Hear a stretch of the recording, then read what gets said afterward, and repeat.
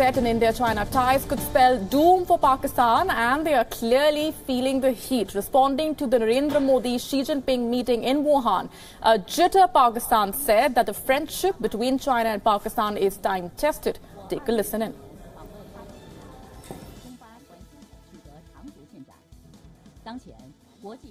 To our correspondent Siddhant Sibal, who's getting us more on this. Siddhant, it's a very categorical statement that's been made by Pakistan. It seems Pakistan is getting jittery ahead of that crucial summit between the two countries.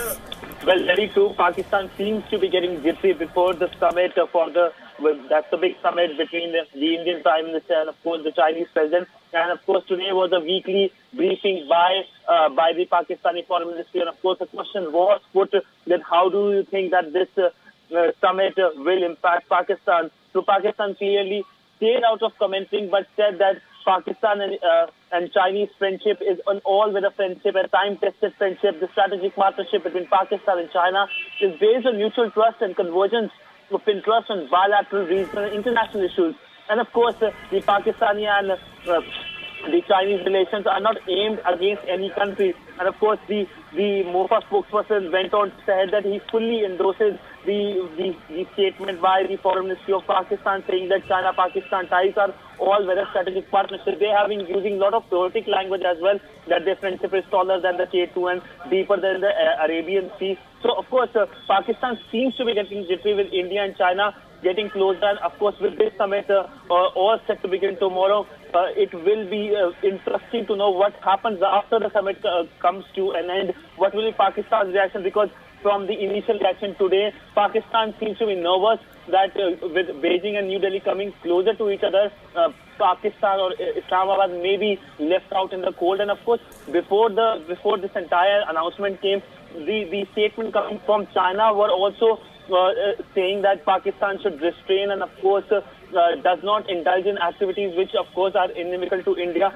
These are statements we also heard from the media in China and, of course, from the Chinese Foreign Ministry. So clearly an important development that has taken place at a time when India and China are hoping to come closer to each other. Absolutely. We're going to leave it there for the moment. Siddhant Sibal getting us more on what Pakistan has had to say on the expected Modi-Xi Jinping meeting, which is all set to kick off in just a few hours from now. Pakistan clearly displaying its nervosity and feeling jittery ahead of that crucial meeting. Prime Minister Modi has departed for Wuhan, where he is scheduled to have an informal summit with Xi Jinping. Earlier, Prime Minister Modi issued a statement saying that he will be discussing a range of bilateral issues of global importance. The two leaders are also expected to review the developments in the India-China relationship from a strategic and long-term perspective. Let's listen in to what the Chinese Foreign Ministry has had to say on Prime Minister Modi's visit.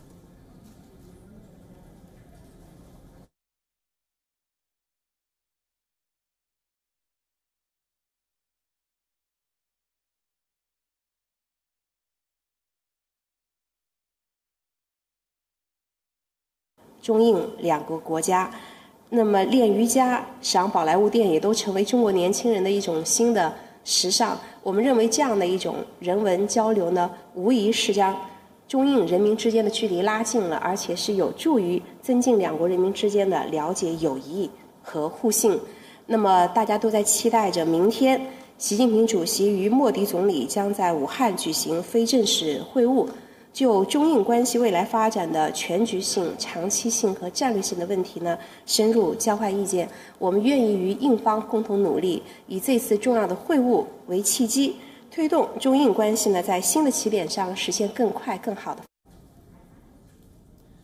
Meanwhile, after China, now India also has said there will be no outcome. In fact, after the Xi-Modi meeting at Wuhan, the Indian ambassador to China, Gautam Bamavli, has said that no agreement would be signed at the informal meeting between the two leaders. There would be no agenda for the talks either. The two leaders are expected to have a walk-in or take a boat ride rather in Wuhan. The idea is to have an atmosphere in which they can talk freely, frankly and candidly. This is a strategic communication at an overarching level, and the objective essentially is to understand each other better. An informal summit between two major leaders of the world this is probably happening for the first time.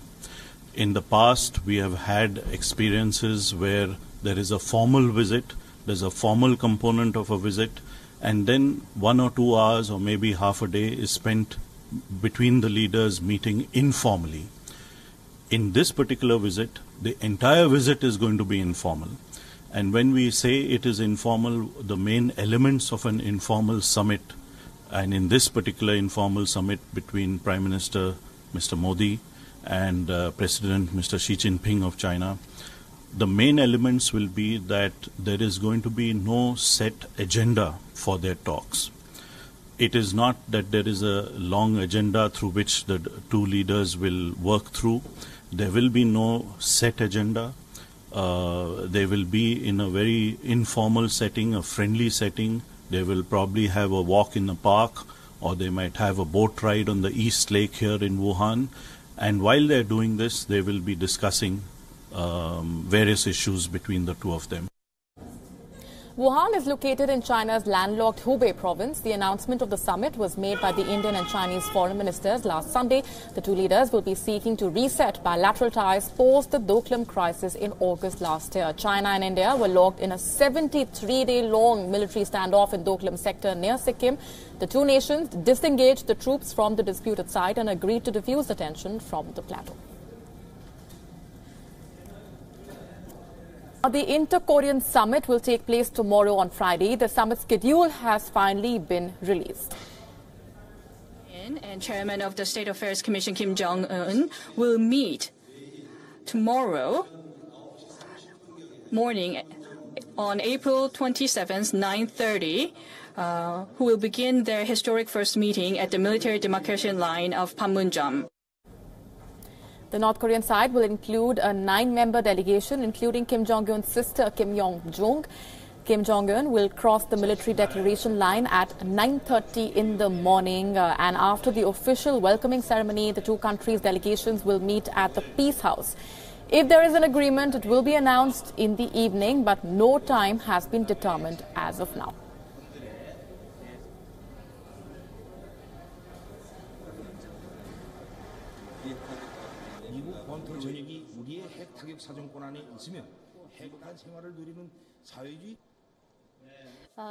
This inter-Korean summit, above everything else, denuclearization and establishing permanent peace in the Korean Peninsula, this is the focus of this summit. North Korea's nuclear weapons and ICBM has advanced significantly. So at this point in time, reaching an agreement on denuclearization would be given the fact that in early 1990s and 2000, there were previous denuclearization agreements. However, this agreement, if it comes forth, will be quite different compared to these past agreements. That makes this summit that much more difficult. So when the special envoys visited North Korea, we confirmed their commitment to denuclearization.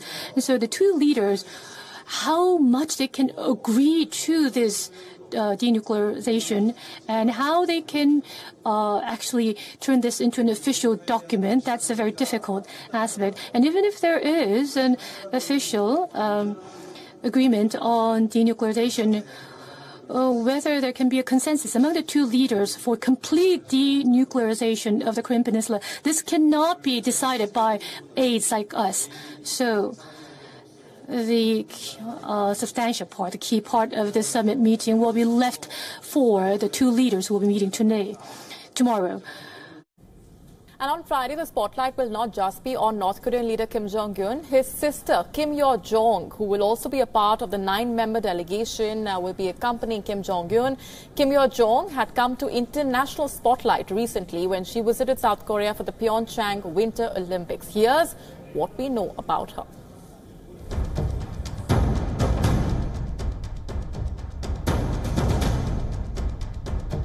He might be known as a reclusive dictator, but it now seems that North Korea's Kim Jong-un is looking to soften his image by putting the spotlight on the women in his life.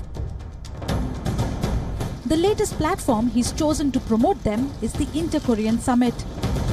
Kim Jong-un's sister, Kim Yo-jong, will be part of North Korea's delegation in Seoul. This is Kim Yo-jong's latest high-profile appearance following her attendance at the Winter Olympics hosted in February by South Korea. She was there as her brother's envoy. What's noteworthy is that Kim was the first member of her family to visit South Korea since the Korean War. Holding a meet over lunch with Moon Jae-in, Kim Yo-jong personally delivered her brother's invitation for the South Korean president to a landmark summit.